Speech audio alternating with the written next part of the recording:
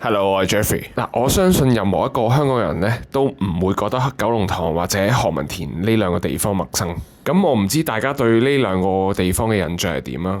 不過相信都離唔開傳統豪宅區啊，有校網啊，有 house 呢幾樣嘢。咁我自己就喺何文田讀咗成7年中學，咁所以本身對呢一頭都幾熟噶啦。咁後嚟我大學畢業之後入行啦，前後喺呢區做咗7至8年地產，陪過唔少家庭由其他區搬入嚟九龍塘呢邊住。咁多年經驗裏面呢，咁當然係有一啲家庭帶住佢哋自己對呢一區嘅成見同印象嚟睇樓啊。所以我就今日準備咗九龍塘何文田區最常見嘅4個誤解俾大家。咁我係希望咧呢條片可以幫到大家慳時間同埋做翻最啱嘅決定。係啊，咁若果你係已經有打算要搬過嚟九龍區啦，甚至乎已經係物色緊物業啊，咁你不妨可以直接打俾我啦 ，WhatsApp 或者 email 俾我。咁你可以放心啦，因為我真人嘅態度咧同片裏面嘅錄音係差不多啊，可能調皮少少啦。咁如果你本身已經有睇開我嘅 channel 咧，咁你打俾我嘅時候你就唔會覺得陌生啦。咁一講九龍塘何文田區咧，大家一定都會覺得啊，呢度豪宅區，咁啊住喺呢度咧，咁肯定貴啦。咁第一個大家經常對九龍塘何文田區嘅誤解咧就係，喂，買呢度住呢度好鬼貴，喐啲都要3-4萬蚊尺。咁其實根本就冇呢件事嘅。住喺呢個區咧嘅尺價其實比你想象中平。咁我直接拎最近我哋位置嘅奧運站嚟比啊。咁比如話君匯港啊，君匯港就係2006年由新鴻基起嘅，屬於奧運站嘅藍籌屋苑。咁喺舊年年底啦，咁即係2025年嘅12月，君匯港一座39樓 F 啊，1700尺實用，成交價係3400萬，尺價啱啱好2萬蚊一尺。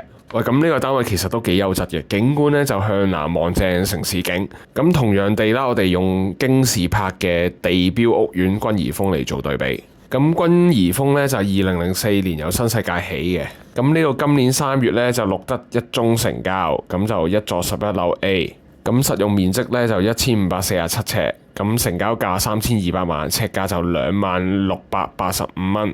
咁呢度個景觀呢，就向南望城市景，同頭先我 mention 嘅君匯港呢係好相近嘅。嗱，以上呢，只不過係其中一款例子。咁你見其實我哋何文田同隔離奧運區呢，唔係話真係貴好多嘅啫。只不過九龍塘同埋何文田嘅單位呢，就以3房以上居多，1000尺以上為主導，咁所以面積就比較大。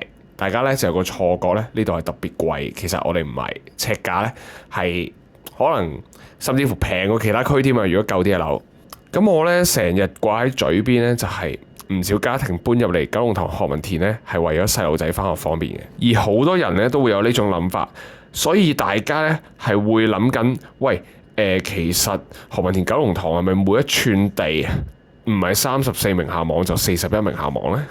咁其實唔係嘅。嗱，我哋而家睇一睇個地圖先。咁啊，由又一城隔離嘅筆架山峰開始咧，去到又一村上埋延平道，呢啲通通都唔係算九龍塘校網喎，係叫石硤尾校網呢個區當石硤尾喎。咁然後我自己好中意嘅京士柏區咧，其實係屬於油麻地區，唔係屬於何文田區喎。咁雖然筆架山峰嘅校網係算石硤尾校網啦，但係喂，咁佢起喺又一城隔離咁我哋都係當佢做九龍塘啊嘛。咁但係你知啦，總會有啲人好中意挑人毛病、捉人字蝨嘅。咁最常見咧就係呢啲人會覺得有一村啊、筆架山花園啊、筆架山峰啊、延平道啊，佢哋呢啲全部都係石硤尾校網。喂，咁你唔可以叫佢做九龍塘啫 ，Jeffrey 係嘛？石硤尾嚟嘅啫喎。嗱，每一次有人咁樣同我講呢，我都會同佢講，嗱，你最中意嗰41校網呢，你睇翻，佢唔係叫九龍塘校網㗎，都佢叫九龍城校網㗎咋。咁如果你要同我捉字蝨嘅話，咁牛津道啊、劍橋道啊、喇沙利道呢啲冚唪唥都叫九龍城㗎咯喎，即係冇人係九龍塘㗎咯喎。如果你問我一個地方夠唔夠級數，算唔算豪宅嘅話呢，講真，我覺得其實只不過係睇個區嘅屋苑建築規模同埋歷史，即係延平道啊、又一村呢邊呢。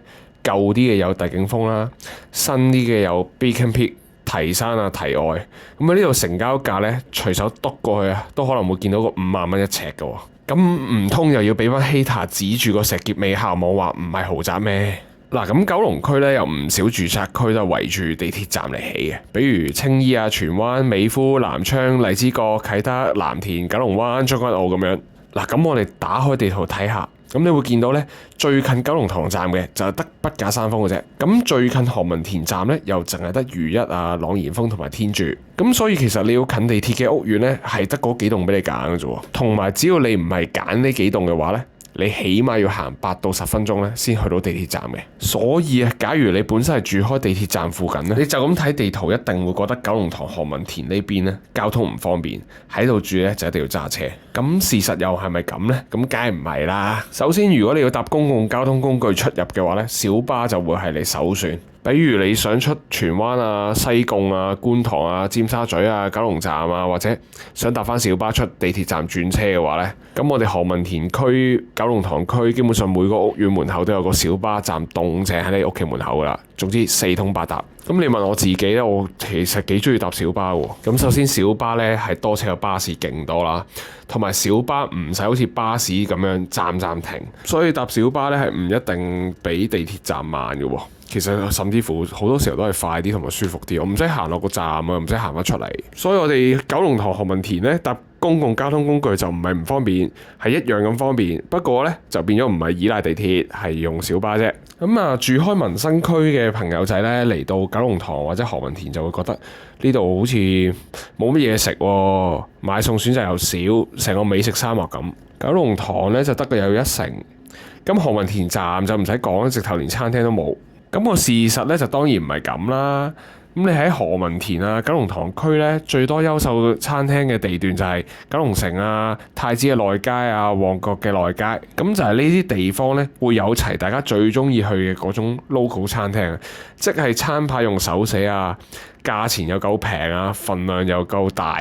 咁只不過呢種餐廳咧就唔係喺正住宅區裏面，咁所以我哋要稍移玉步，譬如搭乘車出去食飯咁樣咯。咁啊，講開九龍塘同何文田一帶嘅路面狀況呢，由於呢邊算係九龍區嘅中心點啊，咁我哋嘅主要幹道，例如窩打老道、太子道、公主道、亞皆老街都好近住宅區，所以我哋呢區咧俾到人嗰個印象呢，就係噪音多啦，同埋空氣唔好，尤其是九龍塘呢，佢好近窩打老道。